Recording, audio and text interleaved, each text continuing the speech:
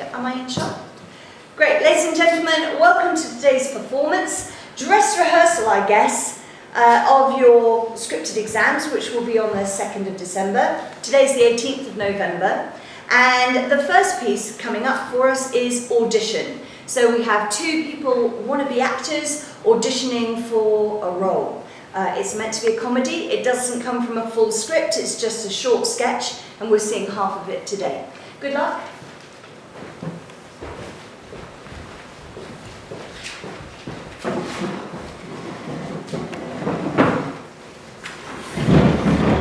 So after this one, everyone would have actually be setting their stuff up while I introduce it.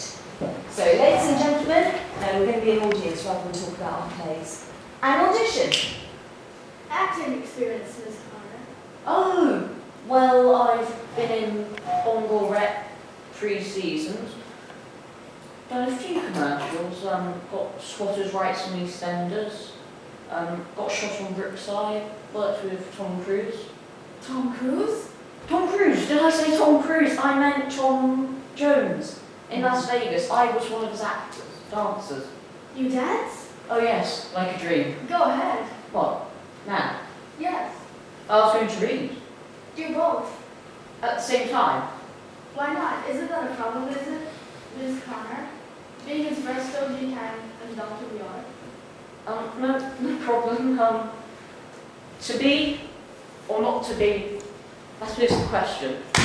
Next! Is that no good? No good, Ms. Connor. If you danced in Las Vegas with Tom Jones, that's done full marketing safe word.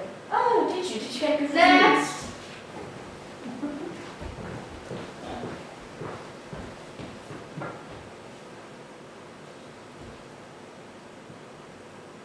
Name? Huh? Name? Oh, Brando. Brando? Yeah, that's right. Marlon Brando. After the famous actor? No, off to be Auntie Ursula. You got your stage name from your Auntie Ursula, so Ursula Brando? What? No. Ursula Brando? No, Bickerstaff. Bickerstaff? The Auntie Ursula was a great actor. She was in classical. Really? Thank you very much.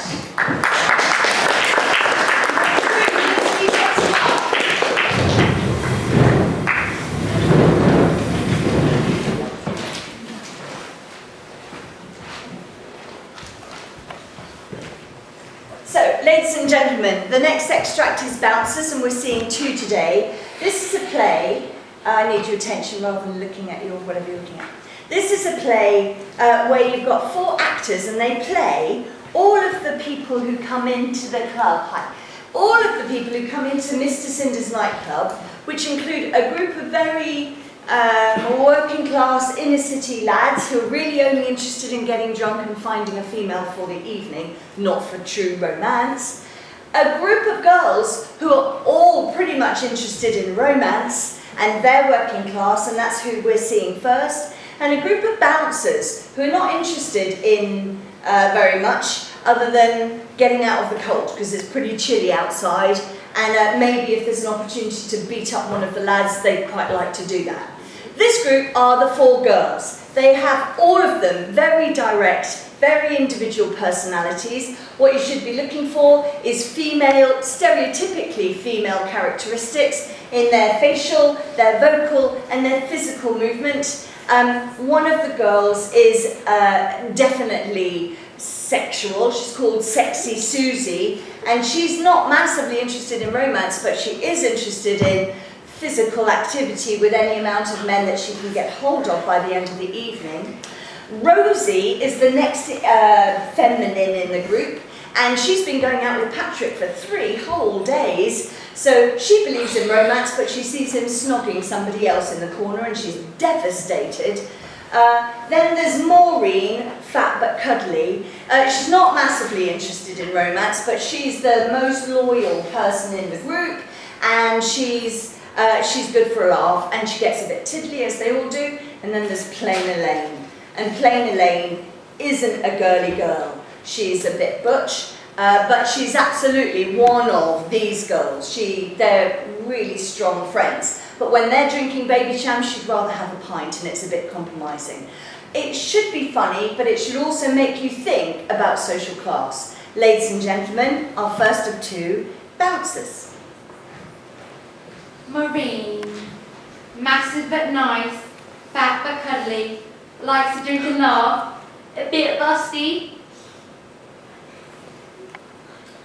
Rosie, birthday today. Tall and slim. Had my hair permed. Had it done at Barbara's. It's really nice, it really suits you. Thanks. I've had a drink. Feel a bit tiddly. It all ended in tears. Hello, love. Plain lane. Such a shame.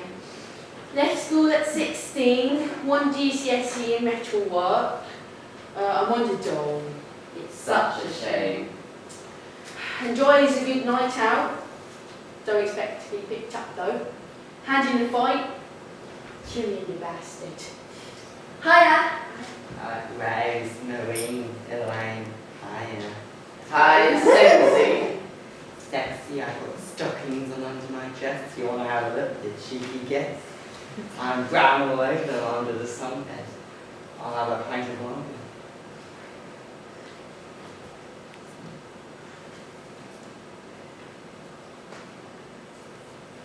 So, what's everyone having?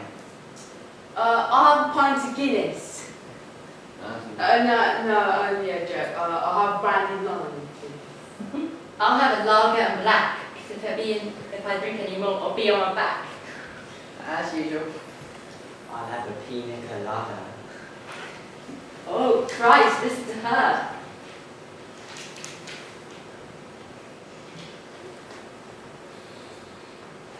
I'm going to put a record on.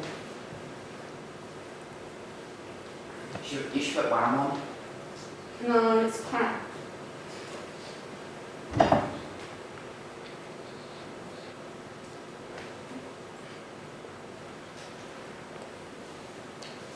So I'm going to put on the jazz. I'll have the dogs with that. Thank you.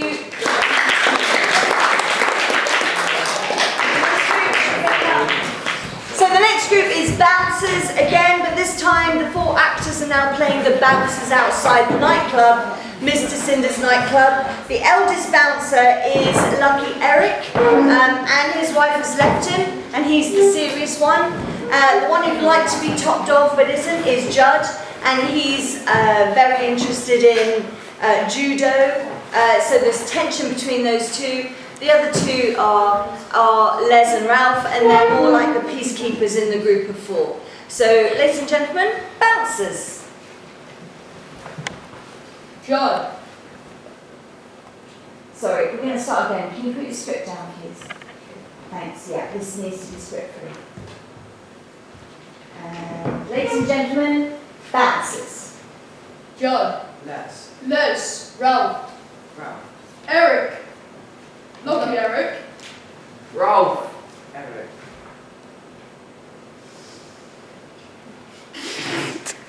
Lucky Eric, alright? Yeah. Why? Cold, isn't it? Yeah, bitter. Brilliant. Early rush. Tail off though. Any troubles? No. Yeah, usual. Couple of punks got glass. Nothing special. No. I wanted to have them, but Eric said no. You're too violent, Liz. You don't have any fun. That's your problem. You're getting past it. Don't you ever say that I'm getting past it. Ever!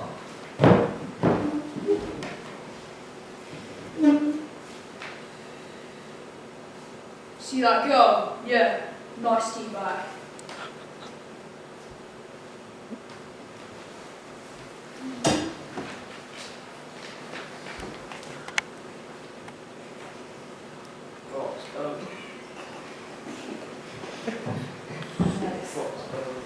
A basket with your for nothing yesterday. From who? From who? That girl?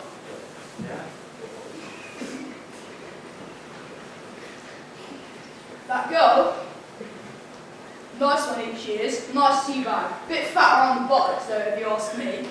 Something to grab, innit? Yeah, good centre of gravity. Chickens. All right in the dark.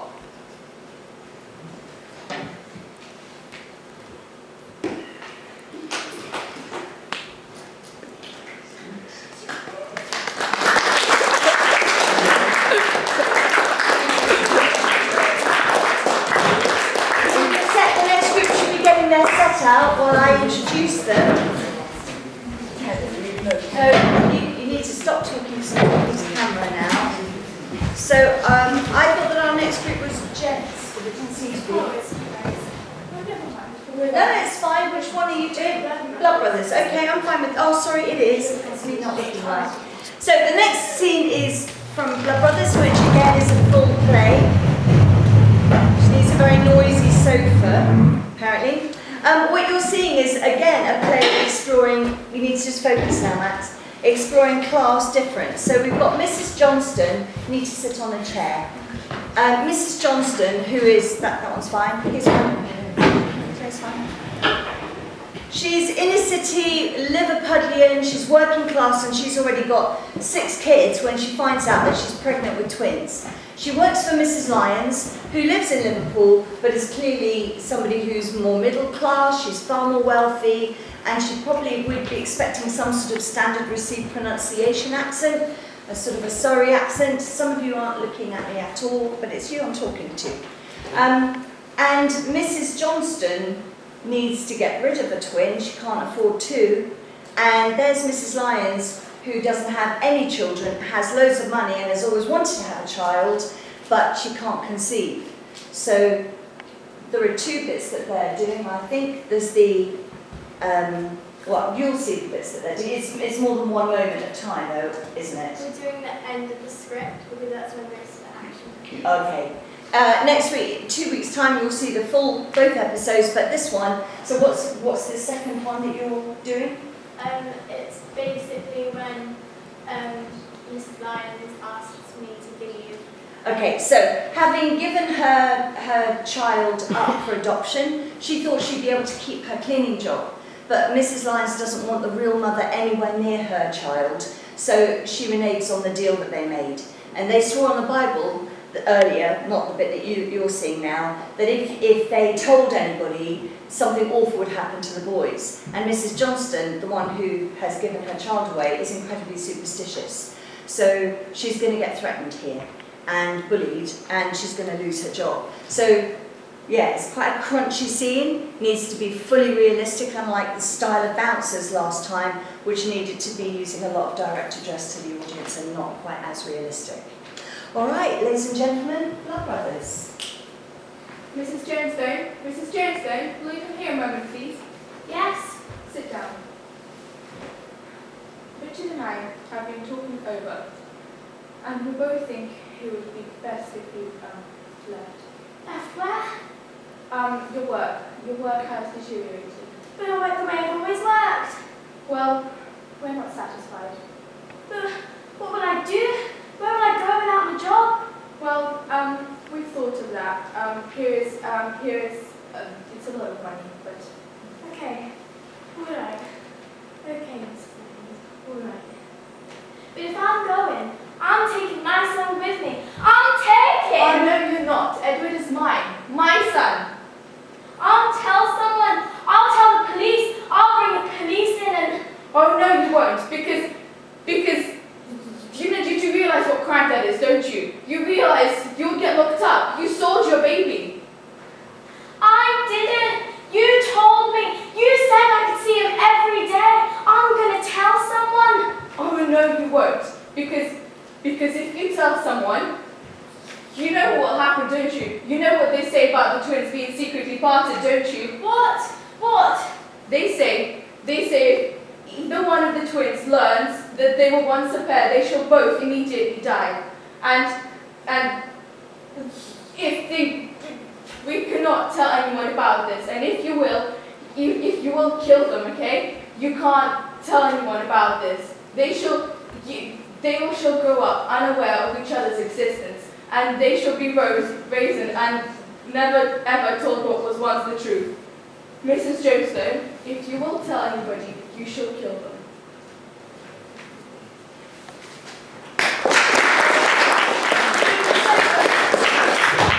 Movie set off, and the next group are getting themselves ready, and they are gents. This isn't, can I get your attention? This, gents, is a sketch on its own. It's not taken from a play. Can I get your attention, please, Kenny? Thank you. It's not taken from a play, so you're seeing half of the sketch, but it's not an extract.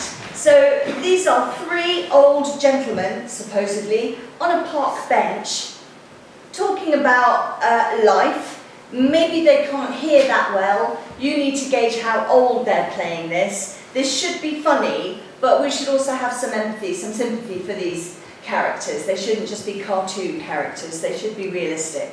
So we're listening up for their timbre to age themselves and probably the pace, because older people maybe not quite as quick as younger people, and also their interaction.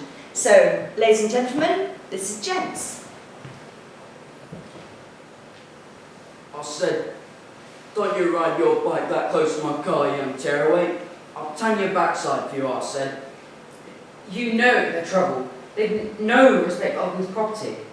Now then. You know their trouble? They've got no respect for other people's property. I just said that. Fred. Fred! You've turned your hearing aid off again. Huh? I said you turned your hearing aid off again. Lemonade? I haven't got any lemonade. Ask Trev. Oi, Trev. Right, stand by your beds. What? Oh, it's you, Fred. Jack wants some lemonade. Lemonade? What do I look like? A bloody corner shop? I said hearing aid. Well, you tell him, Trev. He's turned the stupid thing off again. Oi, your earring aid's off again, you daft old duffer. Is it? Oh, Like bleeding hell. Sort that cow thing out, Fred. poor old thing. Needs a bit of an MOT. Who doesn't? Look, it's Norman Burford's widow. Oh, she's a fine looking woman. It's not a Beresford's widow. Big sturdy legs. I like a woman with big sturdy legs. Sharp, she'll eat you. Morning, Evan. Lovely day. You've got big sturdy... Sharp, you great near. That's it. Thank you very much. The next group have got themselves ready, and this next group is also doing a sketch. It's not an extract from a play. And the sketch, I haven't got your attention, everybody. The sketch is called Fish, which is why I'm a little surprised to see a sofa, because Fish is literally based on two fish inside a goldfish bowl, swimming around in their tangle bowl. They have different characters, but they are essentially fish, not human beings. So it'll be interesting to see how these two have created the idea that they are fish. Ladies and gentlemen, you know the scene. Just look at the time. Not a flake of fish food in sight. Oi, kid! Pack and play on your computer and feed me, will ya? Hello? The other kid just walked in. Wait, she's carrying something. She's emptying it into the tank. Ah! Look out! What's your game? Wow, big tank, right, are you? Who the hell are you? I'm your new tank mate. Sorry, I live alone. Not anymore, duh. Wow, they got a castle. Oi, that's my place. You're trespassing. I'll have the turrets. I like the view. You like the view? You're a fish, not a tourist. What are you doing here anyway? The girl, she won't be at the fair. 3 ping pong balls in, and I was all hers. Oh, who's he? He's ugly. That's her brother. Watch out for him. When he gets bored, gets out the drinking straws and starts bubble warfare. No. When he's in a really bad mood, he's known to suck up a third of the tank. What a monster. Thank you.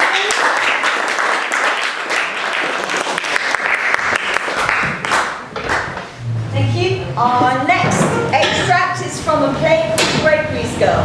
Let me tell you about it. I'd like to have eye contact so that I can. So Gregory's Girl, as you might imagine, is all about Gregory. He's a teenager like yourselves, but just in the youthful. So he's 14 to 15-year-old, and he is completely obsessively infatuated. He thinks he's in love with Dorothy, who has just joined the football team. and she's amazing, and he's only got eyes for her. This Zach is Gregory's first love affair. He has never fallen in love in his mind with anyone before, and he can't stop thinking about her, and it makes him feel a bit sick. This scene is taking place in a local cafe, and his best mate Steve is going to come along and give him some advice about his love affair and how can he get Dorothy to notice him. But also, before we see Steve, who's in his year, we see a girl called Madeline, who is his younger 11-year-old sister. And Maddie comes along, and in fact she's far mature and experienced in love than he is.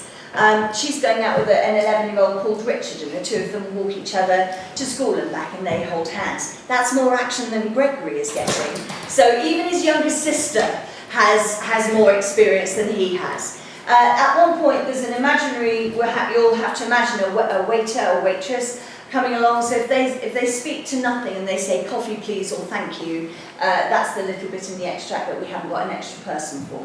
So, Gregory, Maddie and Steve. Matt's the waiter and Steve. Oh, you play the waiter as well? Matt's the waiter. You don't need to. You absolutely don't. Are you differentiating them? So we can see that they're not the same person? He's like, he uses waiter as like a little, you know, the apron for the...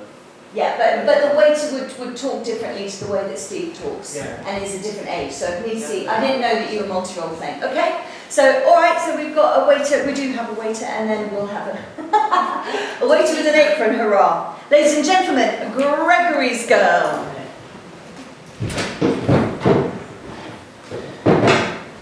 What would you like? Coffee, please. A ginger beer with some ice cream, please, and some lime juice. Don't stir it. Careful with that. I got off my chronic acne with a lot of that. I formed to bathe with a lot of ice cream. Do you dream about her in your sleep? That means you love her. It's the ones you dream about that count. What do you dream about? I just dream about ginger beer and ice cream. I'm still a little girl, remember? The best bit is before you taste it, and you get the sensation in your mouth. It's just wonderful. But that can't last forever. I've got to be careful with that. Gives you acne. Yes, you may be right, but medically speaking, boys are more likely to get acne than girls. Yeah, join you too. Please, have my seats. What, isn't me? No, I mustn't go. I have judo at 5. Bye, Gregory. Bye, Steve. Why? Nice girl, man. Oh, the best. How'd you cook? No, she's too focused on the judo. So we're seeing Steve. Yeah. Okay, thank you very much. Let's set up the next group, please. The last group, which is Itch.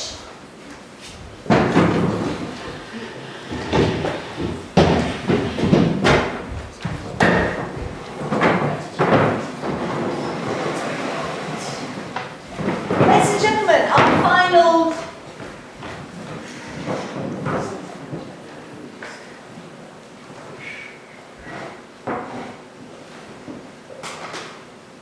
Hi. So, ladies and gentlemen, our final scene is again a sketch. It's not taken from an extract from a play. And the sketch is called Itch, and it's a bit of an absurdist sketch. It's about two people, but we don't really know who they are or what they are to each other, but they seem to be stuck. Maybe they've been abducted, and they have an itch, but they can't scratch it. So they get on each other's nerves, and it's a moment of tension between the two of them.